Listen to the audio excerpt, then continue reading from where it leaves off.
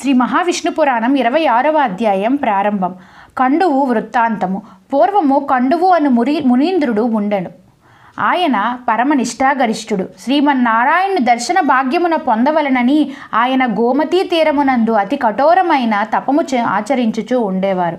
నానాటికి అతడి తపోజ్వాలలు స్వర్గలోకం వరకు చేరెను. ఆ ఘోర తపస్సును చూసి తన పదవికి ఎక్కడ భంగం వాటిలునో, కండువు వల్ల తన వైభవము ఏమి కోల్పోవలసి వచ్చునో అని ఇంద్రుడు మిక్కిలి భయపడి కండువు తపస్సును భంగపరుచుటయే దానికి మార్గమని ఆలోచించెను.